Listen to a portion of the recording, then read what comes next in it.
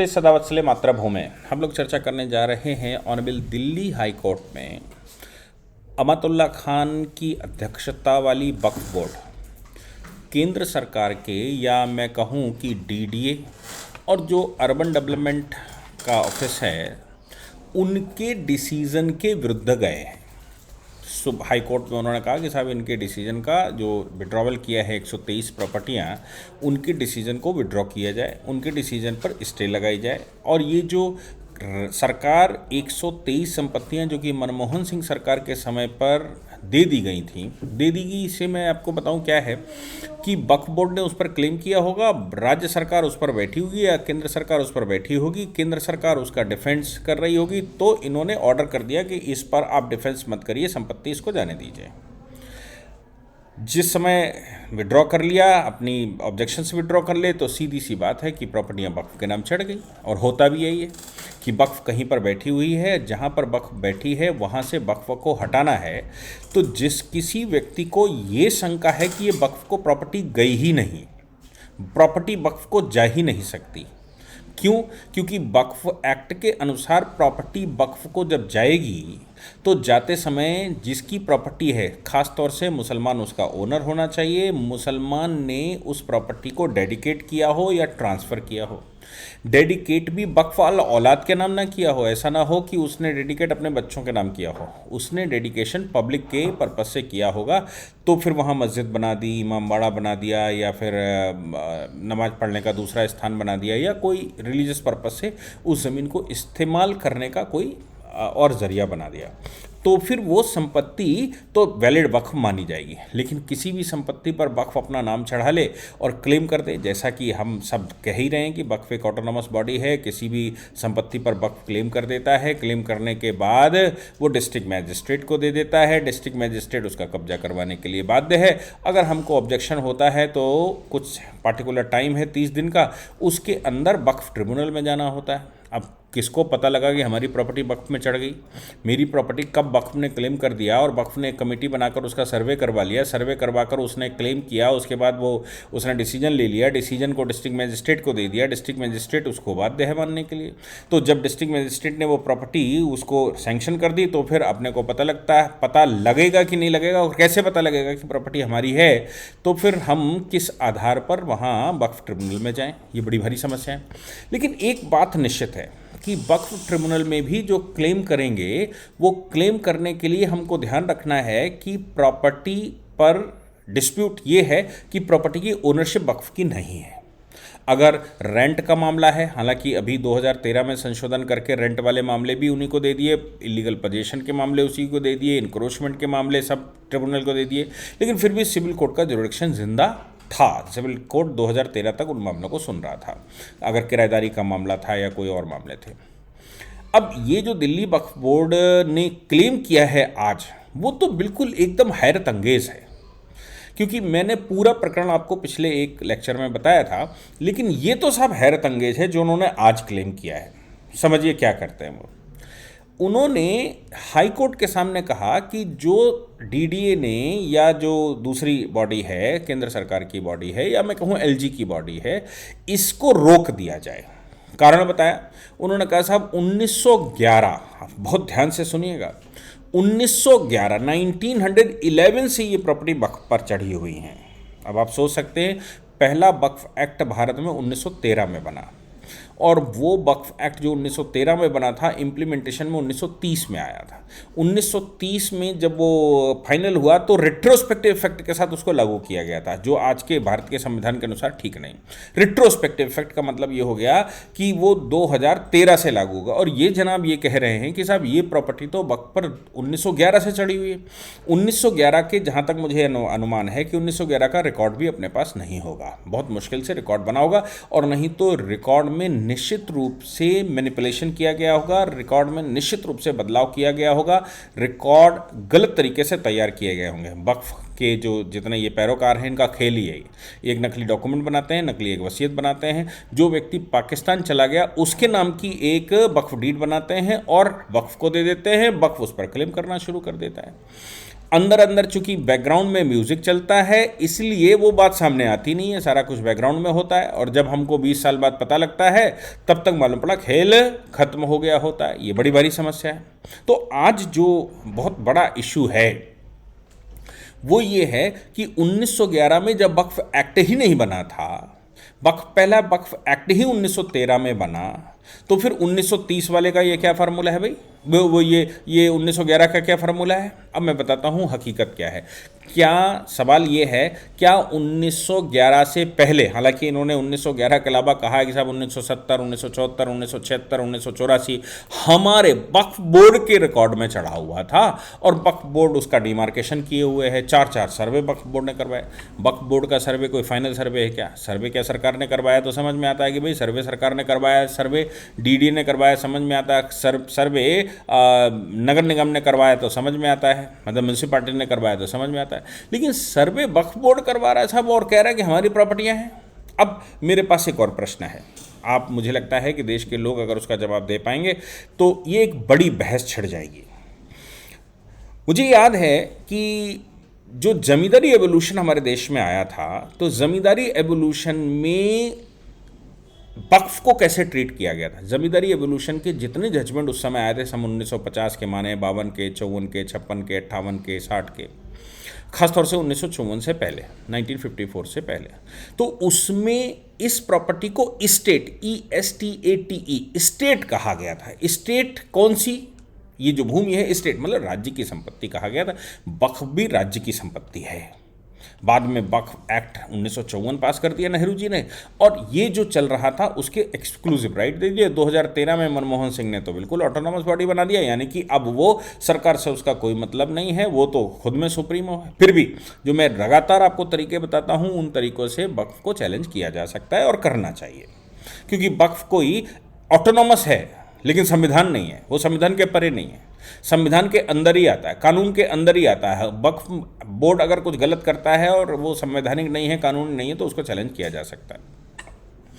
अब सवाल जो सबसे बड़ा मेरे सामने है वो ये है कि पाकिस्तान का निर्माण हुआ तो मंदिर, जो लोग यहाँ पर रह रहे थे, यानी कि ब्रिटिश इंडिया का डिवीज़न हुआ, और उस समय जो राज्य थे, 15 राज्यों की अगर मैं बात करूँ तो 15 राज्यों में 2 राज्य स्पेशली पाकिस्तान के पास चले गए, 11 राज्य एक्सक्लूसिव हमारे पास रहे, और 2 राज्यों का बंटवारा हुआ। तो ऐसे करके 4 राज्य पाकिस्तान में फिर से हो गए, वो बड़े राज्य थे।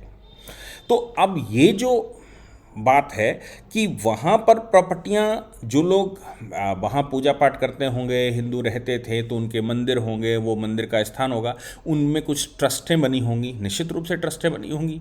तो वो आज भी ट्रस्ट एक्ट का फॉर्मूला भारत में ये है कि कोई किसी के नाम ट्रस्ट बनी हो, लेकिन जो लोग भी उसमें मंदिर में पूजा पाठ करने जाते हैं उनका जुरिडिक्शन बनता है। वो जो लोग वहाँ डाइटी को पूजते थे उनका जुरिडिक्शन बनता है, और ये मान कर चला जाता था कि भाई ट्रस्ट तो केवल मैनेजमेंट के लिए बनी है, बाकी तो समाज के लिए है। तो समाज जब वहां से चला जाए, आप सोचिए, जब ट्रस्ट बनाई गई होगी मंदिर की, या मंदिर पब्लिक प्लेस पर कोई बना होगा, या मंदिर कोई प्राइवेट प्रॉपर्टी पर बना होगा, और उसको समाज के लिए खोल दिया उस समाज ने कि भाई उस परिवार ने जिसने उसको बनाया और कहा कि भाई सब लोग पूजा पाठ करो, तो वहां से जब समाज ही हट गया तो वो मंदिर कैसे बचा? जब जिस समाज के वो आराध्य हैं, जिस समाज की वो प्रॉपर्टी है, वो समाज डिवीज़न में आ गया, डिवीज़न में वो भारत में आ गया, और इधर जिस समाज के लिए वो वक्फ में बनाई गई थी, अब कह लीजिए आप अल्लाह के लिए है, अल्लाह ने ही मुसलमान बनाया, भाई हमको क्या लेने देना है। तो अल्लाह ने मुसलमान बनाया, मुसलमान के इस्तेमाल के लिए कोई वक्फ बनाई, क्योंकि अल्लाह सीधा इस्तेमाल तो करेंगे नहीं, कौन इस्तेमाल करेगा? इस्तेमाल तो कोई ना कोई बोर्ड बनाकर करेगा ना। किस पर्पज़ से? कहीं मस्जिद बनाएगा, गुरुद्वारा मस्जिद बनाएगा, वहाँ पर इमाम बाड़े बनाएगा, वहाँ ईदगाह बनाएगा, वहाँ पर मदरसे बनाएगा, या और कोई इबादत का स्थान बनाएगा। हो सकता है रोशनी मनाने के लिए बनाया जाए, बरावफात के लिए मनाया जाए, या फिर जो भी पर्पस रहा, कुल मिलाकर मुहर्रम सबके लिए मनाया जा सकता है, या डेड बॉडियां गाड़ने के लिए हो। कुल मिलाकर वो वक्फ है। अब ये वक्फ में जब समाज चला गया, पाकिस्तान मतलब टोटल डिमार्केशन हो गया और ये कहा कि इस हिस्से के लोग उधर जाएंगे, उस हिस्से के लोग इधर आएंगे। जब ये हिस्सा पूरा खाली हो गया, जिनके लिए वक्फ बनाई गई थी वो लोग ही नहीं रहे, तो वक्फ कैसे जिंदा रह सकती है? पाकिस्तान में क्या मंदिर जिंदा रहे? पाकिस्तान में मंदिर की एग्जिस्टेंस रही क्या? क्यों? क्योंकि समाज वहां से चला आया। समाज चला आया तो डाइटी को जो लोग ला पाए होंगे वो लाए होंगे, नहीं तो उन्होंने बराबर कर दिए। दूसरी बात यह है कि हमारे क्षेत्र में, जिस क्षेत्र में आप यहां से चले गए, उन लोगों के द्वारा जो वक्फ बनाई गई उसकी कितनी वैलिडिटी है?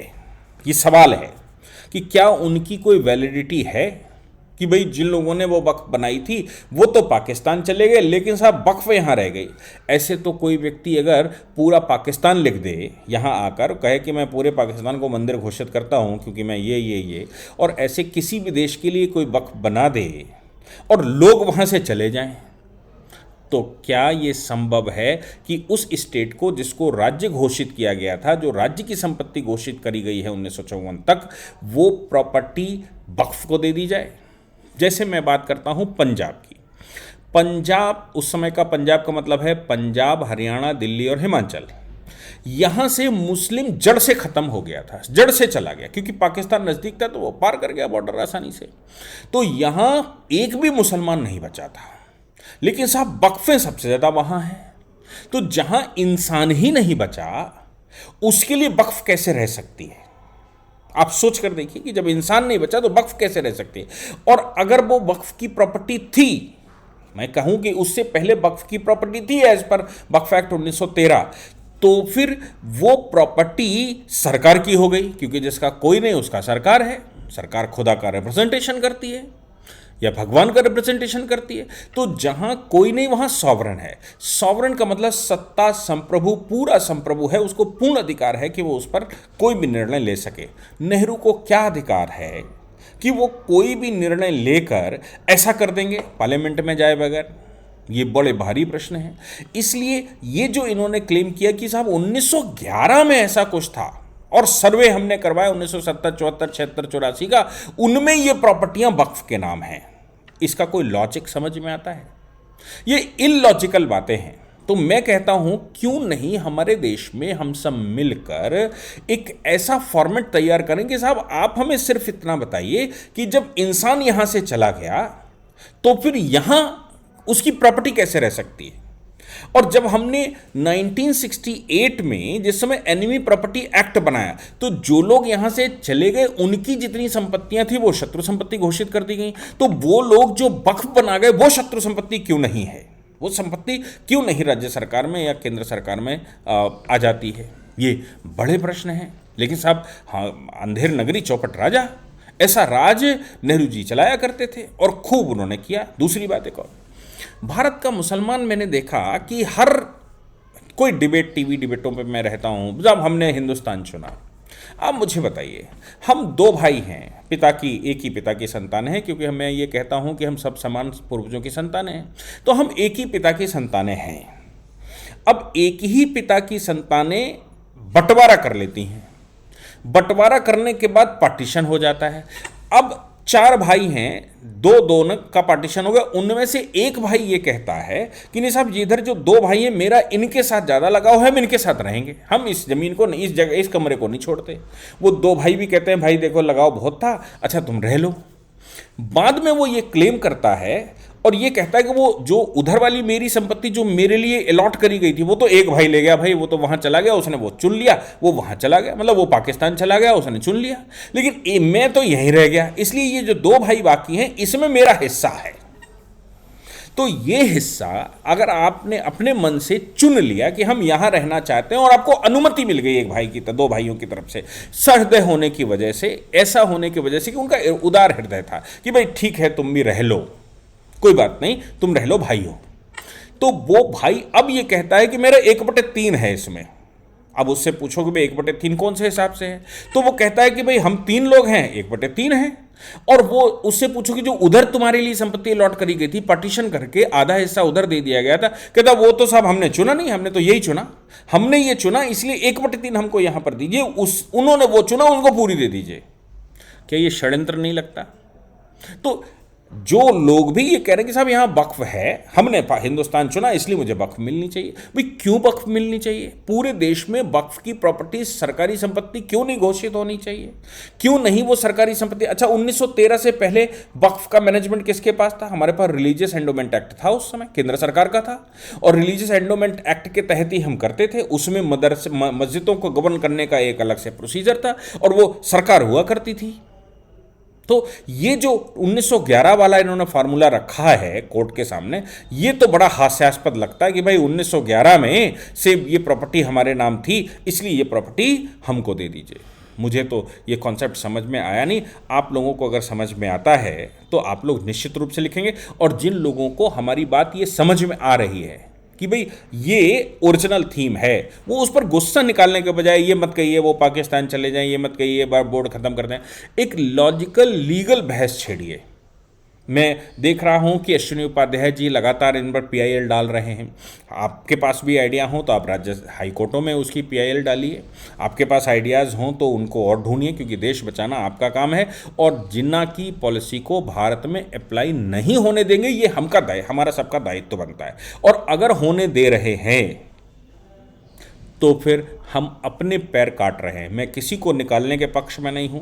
मैं किसी से ये नहीं कहता कि आप हिंदुस्तान छोड़ जाओ, मैं किसी से ये नहीं कहता कि आपके राइट नहीं, लेकिन एटलीस्ट मेरे अधिकार तो मुझे मेरे पास रहें। मेरी जो वक्फ आपने बनाई थी, जो लोग चले गए थे उन्होंने वक्फें बनाई थी, वो वक्फें तो भारत सरकार की संपत्ति होगी, बिल्कुल वैसे ही जैसे पाकिस्तान की संपत्ति होगी। ऐसा कहना शुरू करो तो कहते साहब आप पाकिस्तान ले आए, पाकिस्तान का पाकिस्तान जाने, हमें यहां दे दो। कमाल की बात है।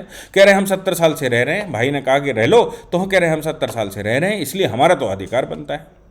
आपका अधिकार दिया है किसी ने तो आप उसको एहसान मानिए। ये कहिए कि नहीं आपका एहसान है कि आपने हमें ये अधिकार दिया, आपने हमें यहाँ रहने दिया, लेकिन आप सीनाजोरी करेंगे। तो मुझे लगता है कि सभी को कानूनन काम करने की आवश्यकता पड़ती है, हम सभी का दायित्व बनता है। जय हिंद, जय भारत, वंदे मातरम।